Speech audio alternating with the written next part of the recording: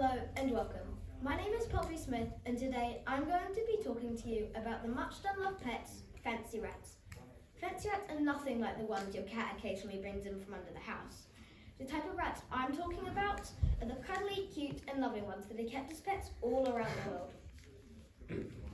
These pets have been domesticated since the 1600s. Why would anyone ever want to domesticate rats? I hear you ask.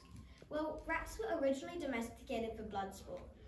Blood sport includes cockfighting, dogfighting, and hunting.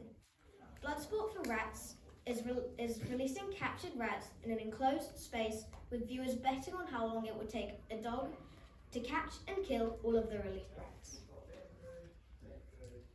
Did you know even though rats are much smaller than dogs, they are just as smart as them? An average rat's IQ is 105.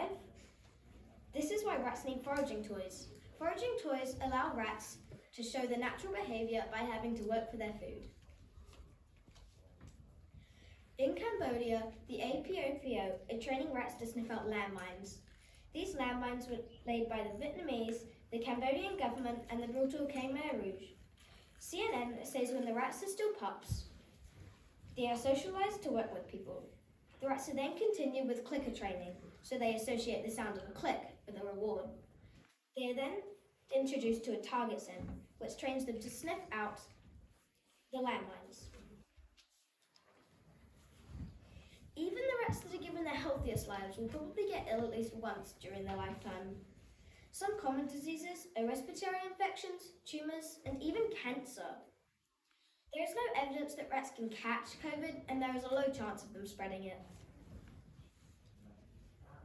While rats normally live less than a year, in human care, fancy rats can live up to a short life of up to 3 years. 1 year for us humans is 30 years for rats. The oldest rat that was ever recorded was named Rodney, who lived to be 7 years and 4 months old. I know my teacher is terrified by this, but for my birthday I'm getting a trio of rats. They have been born already and will be up for adoption by the middle of next month. I am planning to name them Oreo, Noodle, and Olive. We are getting females as they are much cleaner than males, as males tend to mark the territory a lot more frequently. And you know, boys tend to, well, let's face it, be a bit stinky. Their cage needs to be full of different things to keep their brain active and happy. My mum and I thought we would just be able to buy some rats from the pet store. Oh no, you have to buy them from a registered breeder, and guess what? The closest breeder is all the way up in Auckland. Did you know rats have a similar physiology to humans? And guess what? A group of rats is called a mischief. I hope that this speech has helped you change about how you think having rats as pets. Thank you. Ka kite.